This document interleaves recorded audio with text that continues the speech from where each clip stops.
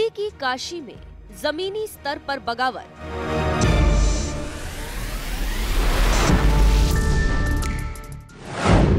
निर्दलीय मैदान में उतरे बीजेपी के बागी नेता।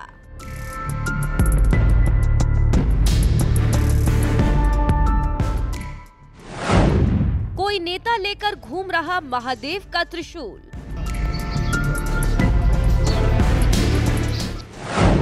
तो कोई डमरू लेकर चुनावी मैदान में कूदा।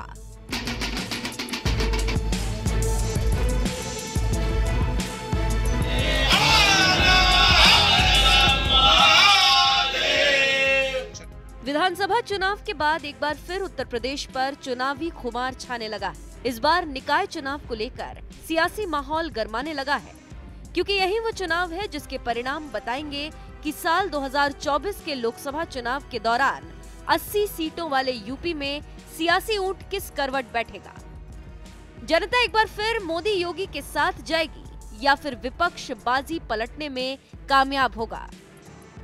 इसीलिए यूपी के निकाय चुनाव पर पूरे देश की नजर, जिसके लिए बीजेपी ने जहां पूरी ताकत झोंक दी, तो वहीं बीजेपी से बगावत करने वाले नेता भी निर्दलीय उम्मीदवार के तौर पर मैदान में कूद गए।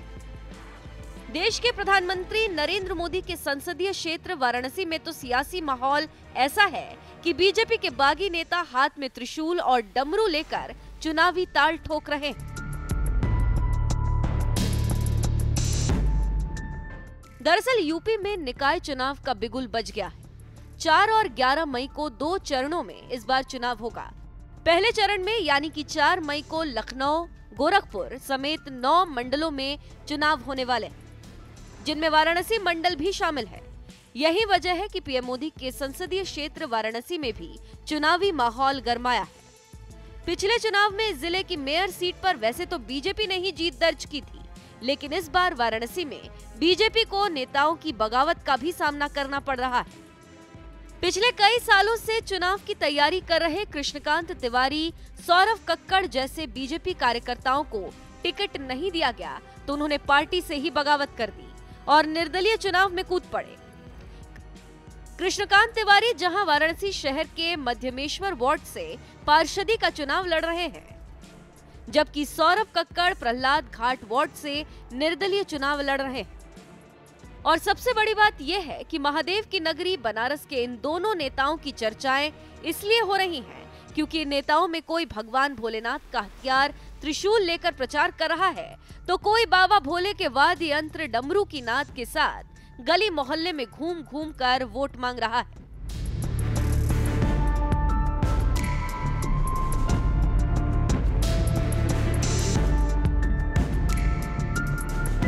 वार्ड नंबर 66 यानी मध्यमेश्वर वार्ड से निर्दलीय चुनाव लड़ रहे कृष्णकांत तिवारी की बात करें तो पिछले कई सालों से बीजेपी के लिए काम कर रहे कृष्णकांत तिवारी को पार्टी से टिकट नहीं दिया गया, जिसकी वजह से वो निर्दलीय चुनाव लड़ रहे हैं और हाथ में त्रिशूल लेकर घूम घूम कर चुनाव प्रचार कर रहे हैं। 2 शिफ्ट में चुनाव प्रचार कर रहे कृष्णकांत तिवारी जहां सुबह और शाम जनता से वोट मांगते हैं, तो वहीं दोपहर में अपने कार्यालय में समय देते हैं। मैं जात का ब्राह्मण हूँ, मुझे दिखावा थोड़ी ना करना है कि मैं ब्राह्मण बन के घूमूंगा, त्रिशूल लेकर घूमूंगा। मैं जाति का ब्राह्मण हूँ और मेरे धर्म मतलब कर्मकांड मेरे परिवार में है, तो हम क्यों दिखावा करेंगे। हमारा जो है बेस वही चल रहे हैं। तो पार्षदी का चुनाव लड़ रहे हैं, किस वार्ड से लड़ रहे हैं? वार्ड नंबर 66 से निर्दल हूँ। निर्दल है जी। किस तरीके से बीजेपी को फिर आप हराएंगे? देखिए, बीजेपी की बात नहीं है, बात प्रत्याशी की होती है। जो भाजपा का जो मतलब सभासदी का जो चुनाव होता है वो व्यक्तिगत होता है, वहाँ पार्टी बेसिस बहुत नहीं होता है। और जो नया चेहरा रहेगा वो नए चेहरा रहेगा, उसके साथ पुराना चेहरा नहीं जुड़ जाएगा। ठीक है, हम लोग पुराना शुरू से लगे हैं, बीजेपी भी लगे थे और बीजेपी से जब नहीं मिला तो हम चुनाव लड़ रहे हैं। ठीक है, और यहाँ से जो पहले से पार्षद थे वो सपा के हैं। अब रोडों की स्थिति देख सकते हैं कैसे ये क्या है। तो जनता को चाहिए कि एक कार्यकर्ता चाहिए, जनता को नेता नहीं चाहिए जो अपने बीच में उनके साथ लग के उनको 2 बजे रात को भी मिल सके और सुबह 4 बजे भी मिल सके। तो किस तरीके से कब तक चुनाव प्रचार कर रहे हैं? मैं सुबह उठ जाता हूँ 6 बजे, 6:30 बजे, और अपने कार्यकर्ता जो मेरे मोहल्ले के वोटर है वही लेकर मुझे घूमते हैं, वही मेरे साथ रहते हैं और शाम तक प्रचार करता हूँ। उसके बाद 2 शिफ्ट में करता हूँ, दोपहर में आराम मतलब कार्यालय में रहता हूँ और शाम को भी निकल जाता हूँ। कृष्णकांत तिवारी हाथ में जो त्रिशूल लेकर घूम रहे हैं उसके पीछे एक बड़ी वजह है। दरअसल निर्दलीय चुनाव लड़ने की वजह से पूर्व बीजेपी नेता कृष्णकांत तिवारी को चुनाव चिन्ह ही त्रिशूल मिला, इसीलिए वो माथे पर त्रिपुंड और हाथ में त्रिशूल लेकर चुनाव प्रचार कर रहे हैं। तो वहीं दूसरी तरफ सौरभ कक्कड़ भी निर्दलीय उम्मीदवार के तौर पर चुनाव लड़ रहे हैं, जो कभी बीजेपी के मंडल अध्यक्ष थे, लेकिन बीजेपी ने उन्हें टिकट नहीं दिया, जिससे नाराज होकर उन्होंने भी बगावत का बिगुल फूंक दिया और प्रहलाद घाट से चुनाव लड़ रहे हैं। भारतीय जनता पार्टी के पूर्व मंडल अध्यक्ष रह चुका हूं।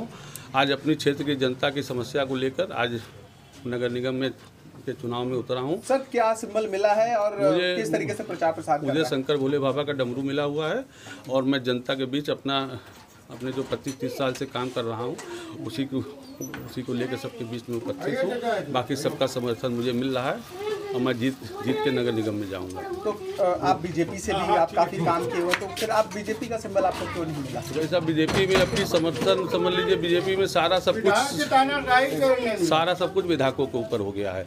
हम लोग जाते थे टिकट के लिए आवेदन करने, पहले संगठन टिकट फाइनल करता था, अब संगठन तो बनारस में एक तरीके से खत्म हो चुका है। सारे विधायकों ने ही सबको टिकट दिया, कोई भी एक टिकट संगठन द्वारा नहीं। हम लोग टिकट का आवेदन करने महानगर अध्यक्ष के पास जाते थे तो उनका एक ही शब्द होता था कि भाई साहब आप अपने विधायक को बोलिए, विधायक को मैनेज करिए, वो जिसको कहेगा उसको मैं दे दूंगा, मैं कोई भी वो नहीं करूंगा, मेरा कोई रोल नहीं है, सीधा उनका काम होता है। आप विधायक के पास जाइए, उनसे बोलिए, अगर वो आपको कह देंगे तो मैं आपको दे दूंगा। और विधायक जी को भाई कोई ऐसा जमीन से उठ के तो आए नहीं, कभी काम ऐसे करके तो मैं आए नहीं, सारी चीज़ ऊपर उनको मिली, इसलिए उनका जमीनी कार्यकर्ताओं पर कोई वो नहीं कि किसने काम किया। जो उनके जेब के लोग हैं वही अपना काम, वही उनको लगता है कि वही हमारे कार्यकर्ता हैं। जो हम लोग 25-30 साल से काम कर रहे हैं उससे उन लोगों को कोई मतलब नहीं है। आपके क्षेत्र का विधायक कौन?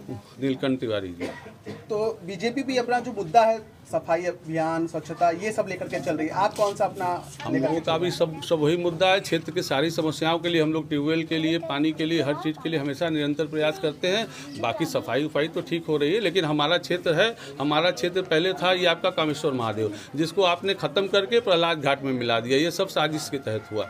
हमारा वार्ड उधर मिला दिया, 75% मेरा वार्ड, 25% वहाँ प्रहलाद घाट का वार्ड, तो काट के हमारे वार्ड का नाम भी चेंज कर दिया गया, उधर के लोगों को ही टिकट दिया गया जो कि पहले से उनके फाइनल थे।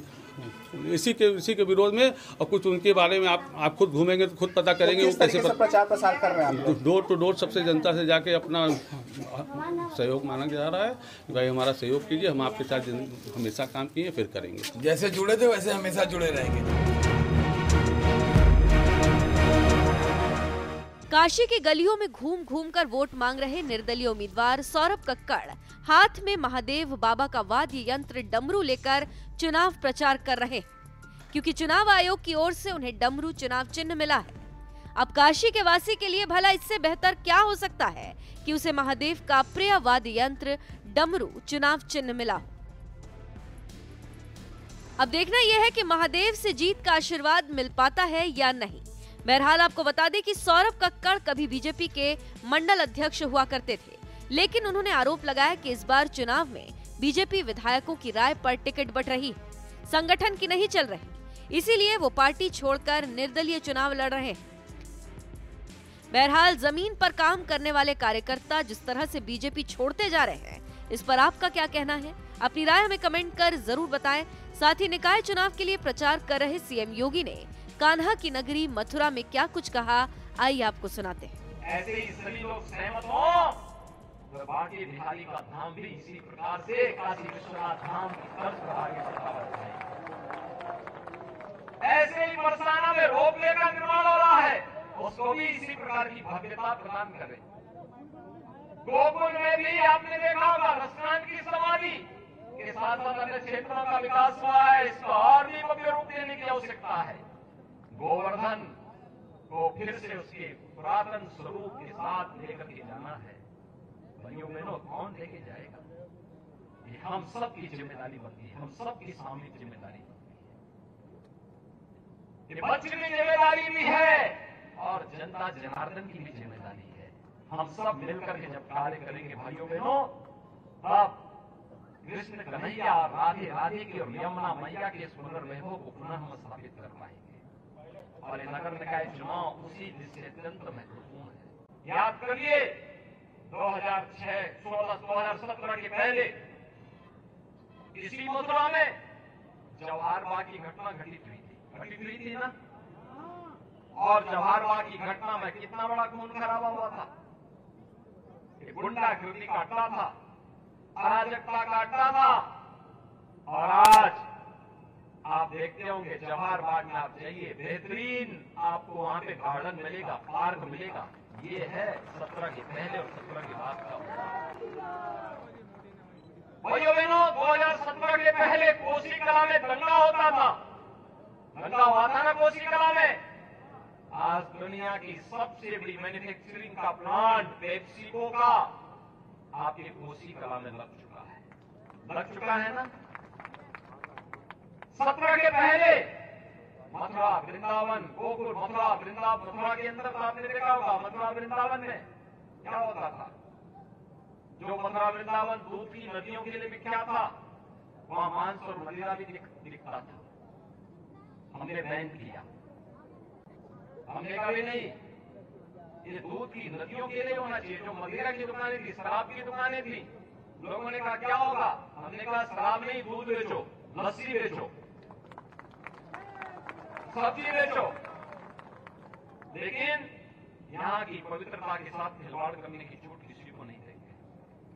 हमने तीर्थ स्थल घोषित किए, मथुरा वृंदावन बरसाना गोकुल नंदगांव गोवर्धन, इन सभी पवित्र स्थलों को। और आज ये तीर्थ स्थल घोषित होते हुए बड़ी कार्य योजना के साथ कार्य हो रहा है। अब 84 कोसी केवल 84 कोसी की परिक्रमा केवल अयोध्या धाम में ही नहीं होगी, 84 कोसी की परिक्रमा ब्रज धाम में भी होगी। और इसके लिए यहाँ के सांसद श्रीमती हेमा मालिनी जी के नेतृत्व में यहाँ के जनप्रतिनिधियों ने ब्रज तीर्थ विकास परिषद के साथ बैठ करके भारत सरकार के साथ अपनी कार्य योजना को आगे बढ़ा दिया है। और बहुत शीघ्र इस पर कार्य भी प्रारंभ हो जाएगा। भाइयों बहनों, इस समय ब्रज क्षेत्र के विकास में